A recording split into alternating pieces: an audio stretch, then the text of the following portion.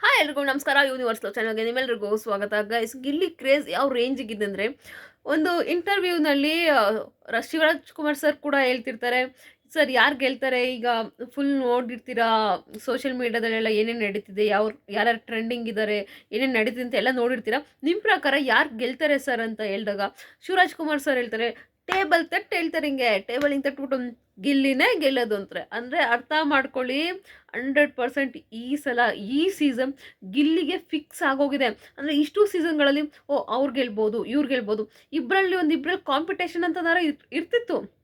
But ಈ ಸೀಸನಲ್ಲಿ competition ಅನ್ನೋದೇ ಇಲ್ಲ. ಓಕೆ, ರಕ್ಷಿತಾ ಗಿಲ್ಲಿ ಇವರಿಬ್ಬರಲ್ಲಿ ಓಕೆ.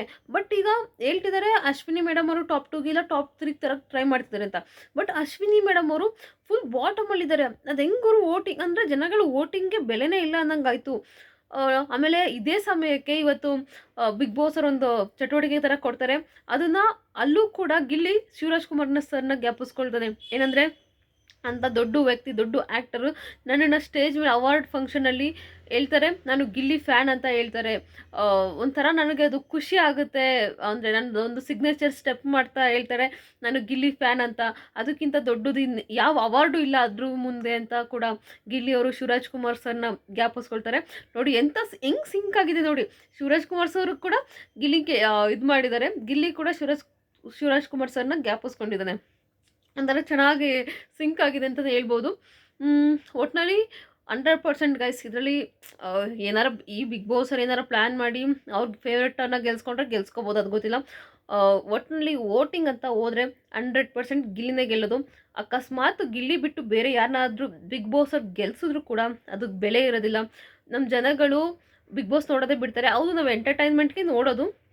ನಾನು ಇನ್ನೊಂದು ನಮ್ಮ ಜನಗಳಿಗೆ ಹೇಳೋದು, ನನ್ನ ವೀಡಿಯೋಯಿಂದ ನಾವು ಹೆಂಗೆ ಒಂದು ಎಂಟರ್ಟೈನ್ಮೆಂಟ್ ಶೋನ ನಾವು ನಮ್ಗೆ ಯಾರು ಎಂಟರ್ಟೈನ್ಮೆಂಟ್ ಮಾಡ್ತಿದ್ದಾರೆ, ನಮ್ಮನ್ನು ಯಾರು ಚೆನ್ನಾಗಿ ನಗಿಸ್ತಾರೆ, ಅಥವಾ ಏನೋ ಒಂದು ಅವ್ರಿಗೆ ನಾವು ಹೆಂಗೆ ವೋಟ್ ಮಾಡ್ತೀವೋ ಅದೇ ರೀತಿ ನಮ್ಮ ರಾಜಕಾರಣಿಗಳು ನಮ್ಮ ಆಳ್ತಿದ್ದಾನೆ ಅಂದಾಗ, ನಮ್ಮ ರಾಜ್ಯನ ನಮ್ಮ ದೇಶನ ಆಳ್ತಿದ್ದಾನೆ ಅಂದಾಗ ಕೂಡ ನಾವು ಇಂಥವನ್ನ ಒಳ್ಳೆಯವನ್ನ ಚೂಸ್ ಮಾಡಬೇಕು ಅಂತ ಕೂಡ ಯೋಚನೆ ಮಾಡಿ ಚೂಸ್ ಮಾಡಬೇಕಾಗುತ್ತೆ.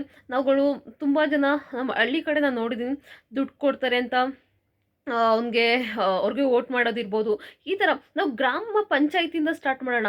ತುಂಬ ಜನ ಗ್ರಾಮ ಪಂಚಾಯತಿಗಳಲ್ಲೂ ಕೂಡ ನೋಡಿದ್ದೀನಿ ನಮ್ಮ ಊರುಗಳಲ್ಲಿ, ಅವ್ನು 200 ಕೊಟ್ಟ, ಇವ್ನು 300 ಕೊಟ್ಟ, ಇವ್ನು 500 ಕೊಟ್ಟ, ಇವ್ನಿಗೆ ಹಾಕ್ಬಿಡೋಣ. ಆ ಥರ ಮೈಂಡ್ ಸೆಟ್ ಇದೆ.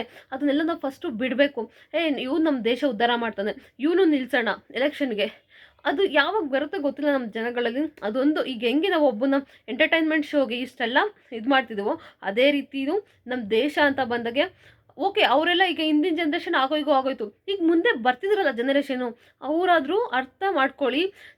ಒಬ್ಬ ನಾಯಕನ ಆರಿಸ್ತಿದ್ದೀವಿ ಅಂದಾಗ ಒಬ್ಬ ಒಳ್ಳೆ ನಾಯಕನ ನಮ್ಮ ಜನಗಳನ್ನ ಕೇರ್ ಮಾಡೋಣ, ನಮ್ಮ ದೇಶನ ಉದ್ಧಾರ ಮಾಡೋಣ, ನಮ್ಮ ರಾಜ್ಯ ಉದ್ಧಾರ ಮಾಡೋಣ ಆರಿಸ್ಬೇಕು ಅಂತ. ಸೊ ನಾನು ಇಷ್ಟು ಮಾತ್ರ ಹೇಳಕ್ಕೆ ಇಷ್ಟಪಡ್ತೀನಿ. ಇದ್ರ ಬಗ್ಗೆ ನಿಮ್ಮ ಅನಿಸಿಕೆ ಏನು ಅಂತ ಕೂಡ ಕಮೆಂಟ್ ಬಾಕ್ಸಲ್ಲಿ ಕಮೆಂಟ್ ಮಾಡಿ. ಈಗ ಆಲ್ರೆಡಿ 2 ಕೋಟಿ ಮೇಲೆ ಹೋಗಿದೆ ವೋಟ್ಗಳು ಗಿಲ್ಲಿಗೆ.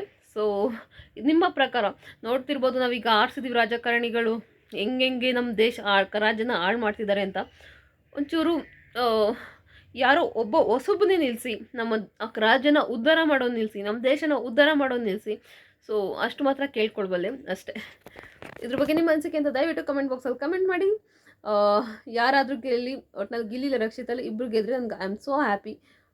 ಏಕೆಂದರೆ ನನಗೂ ಫೇವ್ರೇಟ್ ಅವರಿಬ್ಬರು ಕೂಡ. ನಿಮ್ಮ ಫೇವ್ರೇಟ್ ಯಾರು ಅಂತ ಕಮೆಂಟ್ ಬಾಕ್ಸಲ್ಲಿ ಕಮೆಂಟ್ ಮಾಡಿ. ಪೂರ್ತಿ ವೀಡಿಯೋ ನೋಡೋದಕ್ಕಾಗಿ ಧನ್ಯವಾದಗಳು. Thank you so much.